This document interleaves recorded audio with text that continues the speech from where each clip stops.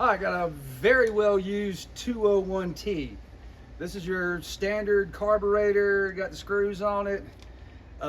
Outside, you know, she got a lot of miles on her. Let's fire it up and see what I'm talking about. It's just in for some service, needs some maintenance.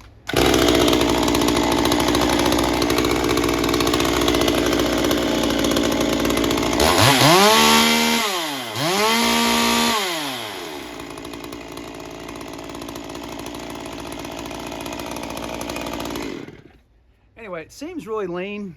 It's hard to hear because my phone actually, it quiets down when there's a lot of noise. I think it's time to take a look at the carburetor, maybe a diaphragm kit. Our chain starting to lunge forward just a little bit. Let's dig in and see what's up. All right, let's take a little closer look at this thing.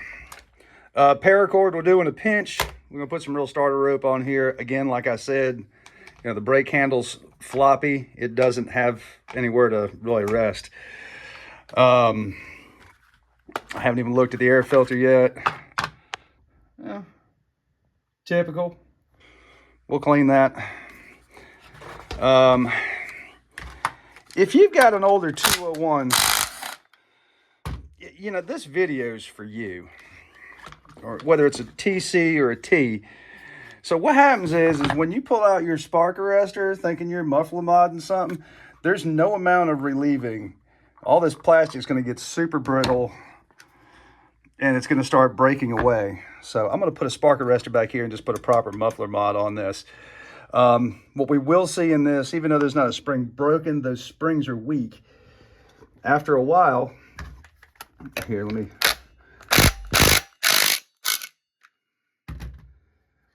That's left-hand thread. So we're quote-unquote tightening to loosen. So when you look underneath here, these springs are really light duty and they seem to fail. So I've gone back to using 200 springs that are a little bit more beefy.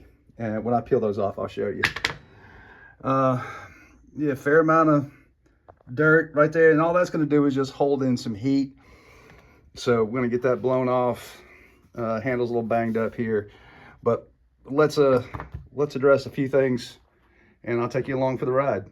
Okay, while I got the clutch off, you'll want to do these springs one at a time. Just get a decent set of needle nose pliers and just pry those out.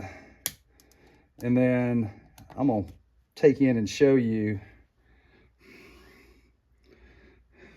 It's gonna be tough to see, but part of the hoop right there is starting to erode. And there's some wear on the back side of the spring, so that metal's starting to get a little skinnier.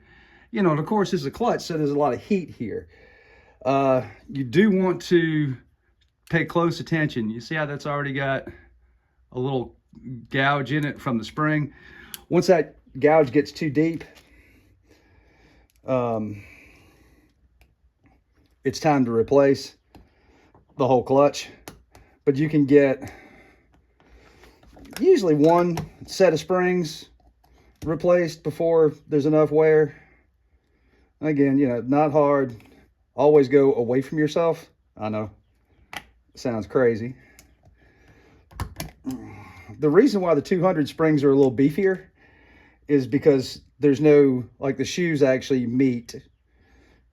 So with this being a little bit lighter, these springs they're rated for some weight to hold the clutch tight until, whoops, there we go. Here, let me back you out. It's so much easier to see this. It's so much, where was I going?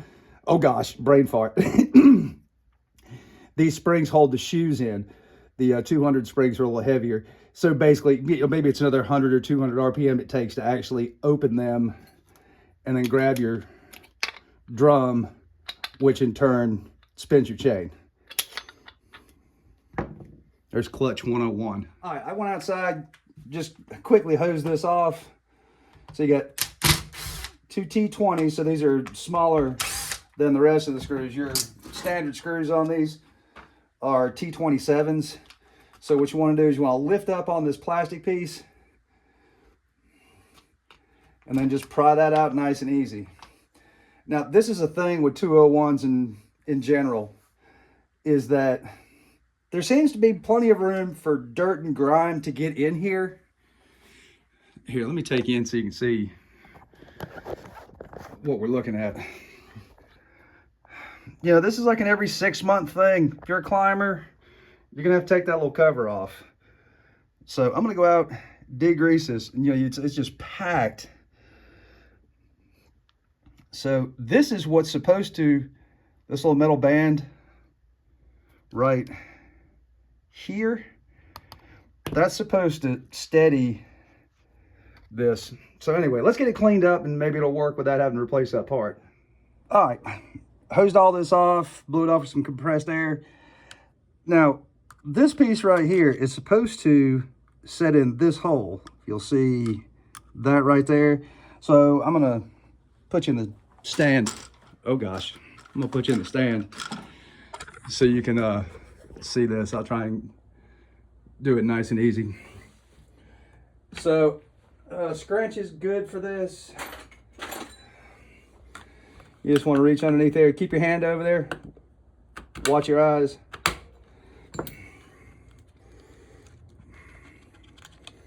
Oh gosh. And then lift up on this, and sure enough, there's more gook in here. Ugh. Yeah, my favorite part of the job.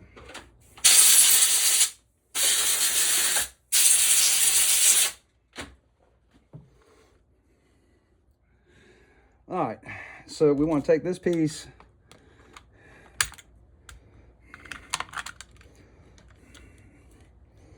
and it goes right there. And we may have to lift this up just a little bit.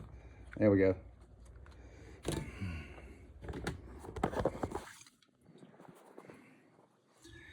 So that's where it lives. And then this piece right here goes over the top of it. How it got out of its home, I don't understand. But there's reliefs. There we go. So when you look on the bottom of this, it's got those pegs that go into the relief holes in the case. Let me put you back in the tripod and I'll show you how to put this back together. All right, so there's that. I'll take you in just a little bit tighter. All right, you'll have to kind of go in at an angle and swoop that around.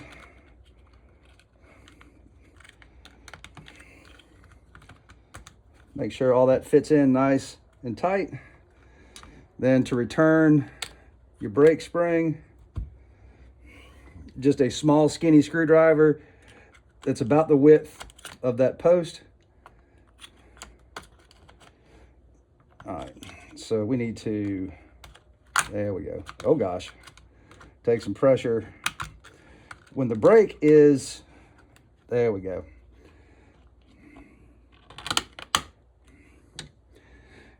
So you see how this is all the way back? This is the, whoops. So now the brake is off. So that tensions the spring. So when you kick it, it's back. So just make sure that that's in, that the linkage is all the way back, and it'll be much easier to put that spring on that post. And then to return this, all you have to do, there's one place you can tuck in right here, and you're not done. It actually snapped for me, but you want to press right here and right here until you hear it click. So that way, make sure you can see this, that piece is in there. If not, when you bolt this back up, there'll be a small gap right here in between the saw. Oh gosh, here we go. Come on, get in there. So much for being graceful. So, see how that line is right there? That means you know you got it installed properly. Okay, I'm gonna put the screws back in here. We'll move on to the next thing. All right, a couple of things to notice here. Looks like when they put the paracord on here, paracord, looks like that got scraped out. So kudos to them. I took a look, and one of our early symptoms was, a little bit of bog. And if I can get you down, I shook up the gas tank and tried to drain all the fuel out of there. Hard to see, but there's still plenty of dirt left in there. And then if you look in the base of this, there's just a bunch of small sediment in the bottom. The gas looks perfectly fine. Here's our fuel filter. You can just snap the top off if you want to take a look-see. But I think it's given all it can. So we got a fresh fuel filter put on here, a little compressed air inside the tank. So that way, when we do put a brand new fuel filter in it, we don't make it work overtime on the first day. Let me get that cleaned up. We'll tear the carburetor apart, put a kit in it. All right, I got the carb off. I did notice something, that the plastic piece right here that's supposed to separate the fuel air charge from the strato charge was missing, and it's not in the intake. Anyway, I've dug around, I found a spare, so that's what it's supposed to look like. And yes, that does count. This will just snap right in there, but I'm not ready for that. Obviously somebody's been in here before, but the carburetor kit, I had to peel off.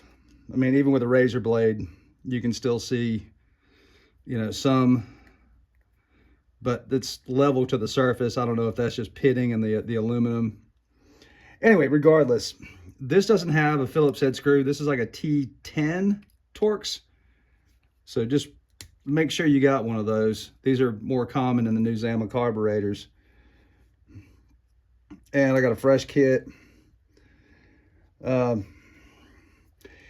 Here's what the pump side looked like, and you can see that's one of the reasons why she was struggling. So hopefully, I hate when this side, when it sticks. Oh, thank goodness it came loose. So if you look real close there, you can see these raised edges, and what that does is put a little bit of extra pressure to keep each compartment separate so it can do its thing.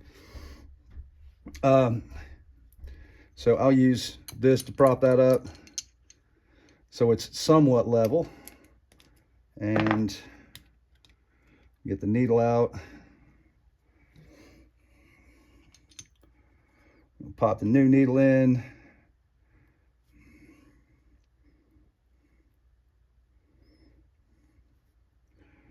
So needle goes in like that. New spring. Come here, you. And it's nice to have something to prop this up on. Greasy Shop Rag's got like a little stand. It's some nice crafty homemade technology. So basically, you want to get that lined up, a little off-centered, smoosh down the spring, then hold that in place. We'll grab our little itty-bitty screw. Don't do this after too much coffee. Come on, hold still.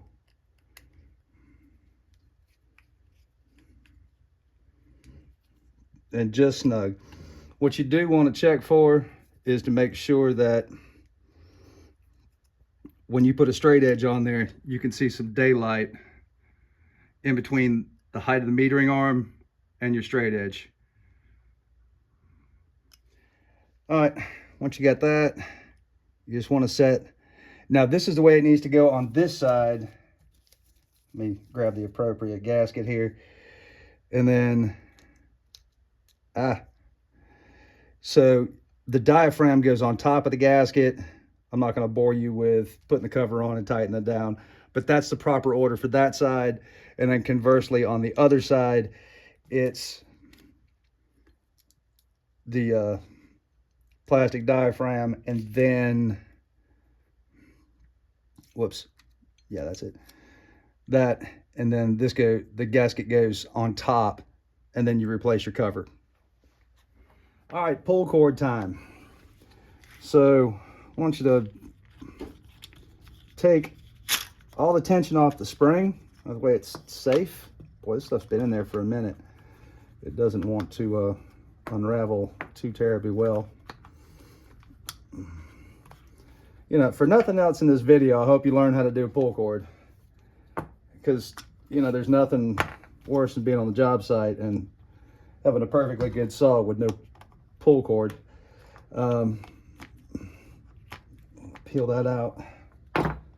Boy, they must have had a hell of a time getting that in there.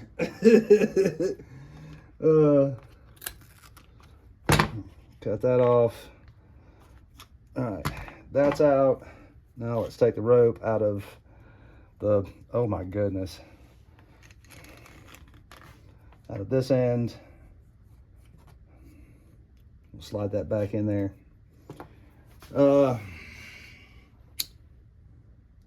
Just toast that up just a little bit, just enough to keep it from fraying. So now you can pass this through.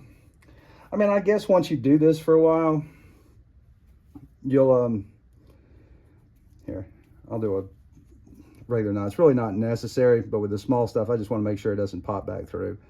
So do like a little slip knot and then pass that back through.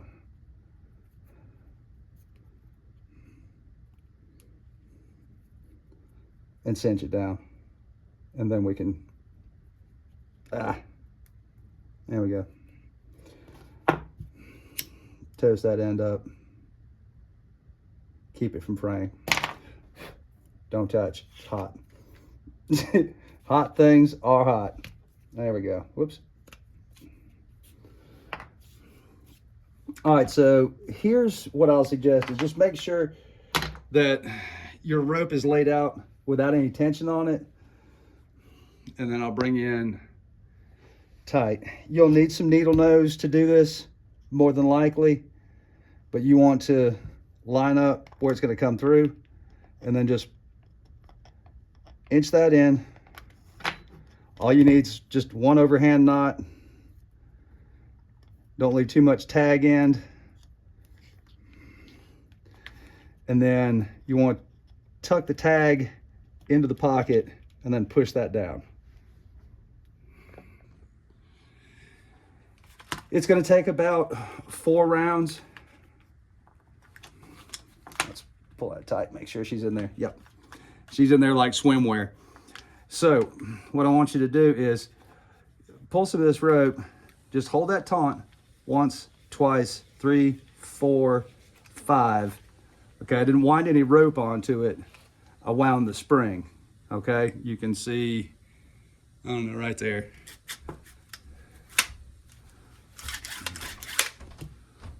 And that's all there is. All right, starter's back on. What I've done is blown a little bit of this off. I've taken the 2 base screws out.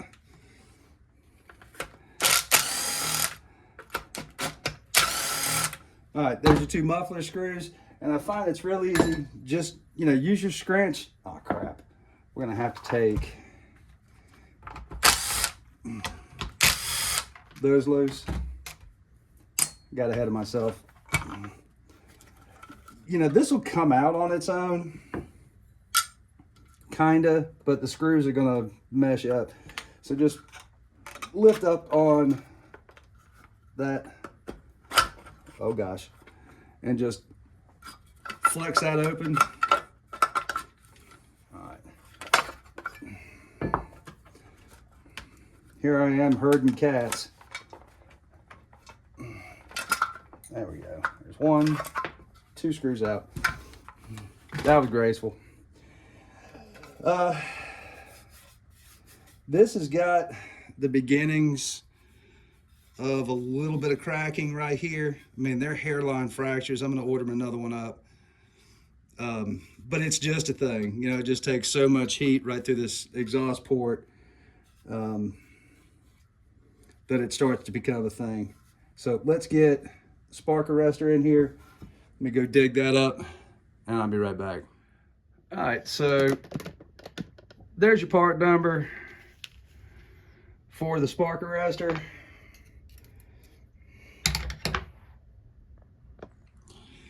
And I'm just going to trim it back just a little bit. And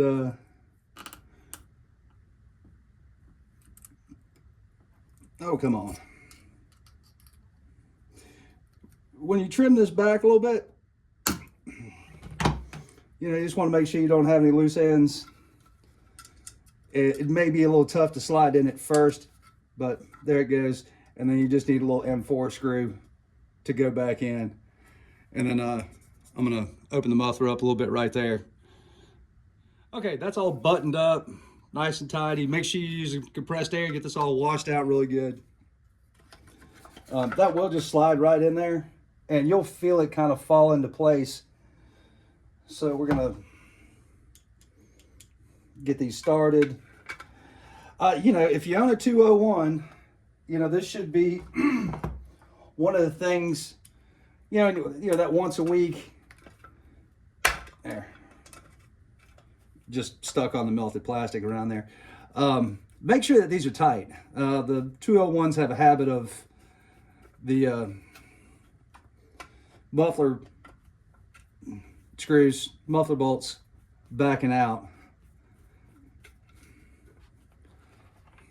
You know, I mean, it's in the cylinder, so I mean, snug to good and tight is about where you want to live. Don't get all ham-handed with this, but do check that on a regular basis, and then don't forget to put back, you know, your other screws. I guess we can move on to the next thing, but I think we're just about there. And make sure those are snug. Use an impact driver every day. Some people say, man, why are you using an impact for that? So here's my 2 cents on using an impact. If you use one every day, you know, touch and feel, how far you can go. At the factory, do you think they're putting this together with a T-handle? I think not. You may torque, you know, to value, you know, you may hand torque, but for the most part, most of these screws are being driven in at the factory. Just my guess, I haven't been there, but I can't imagine doing this all day long in a production setting. You know, if you have a heavy duty one of these and you don't have any touch, yes, you're going to strip everything out every time you hit it. You notice all the guys that work on this stuff have a very light duty impact or drill driver with a clutch on it. Practice, practice. All right, Humpty Dumpty's put back together. So that's got his little spring load, so it's not flopping around anymore. I did clean this, and I know, ooh, it's a big no-no. But when it starts getting a little furry, that felt starts coming apart, it's really time for a new one. I didn't have, this runs a different air filter than the 201tc because the knob's different. It's got a larger center hole where this has got a really tight one and it mounts to the stud. So let's see. I put the customer's fuel back in there, and in the time that I was, you know, let everything settle while I was working, there's the last little bit of fuel that was in that nice clear cup. So all the very fine particulates settled to the bottom, and I just poured off the good back into the tank and left the swill. Let's see. So there's our muffler mod. I did relieve this just a little bit with my Fordham, and looks like this little bird right there.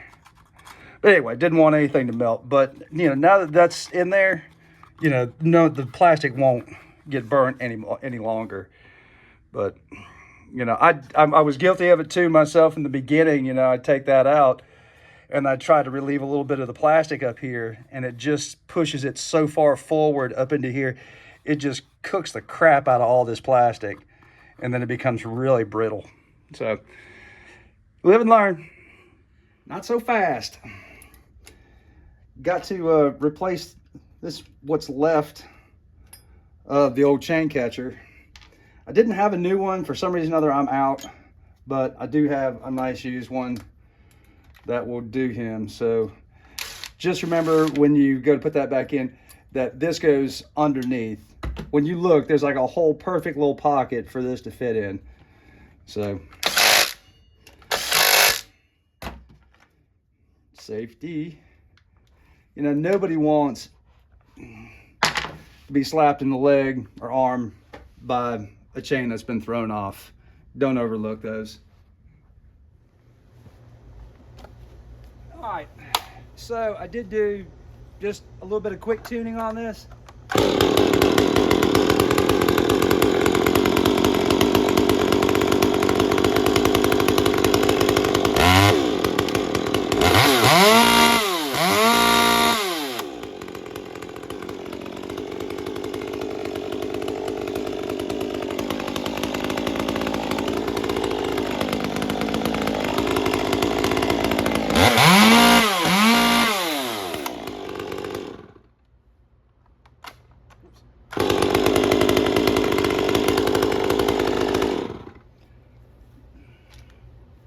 All right, so I can safely say that this thing's fully serviced. All the wear parts been changed out.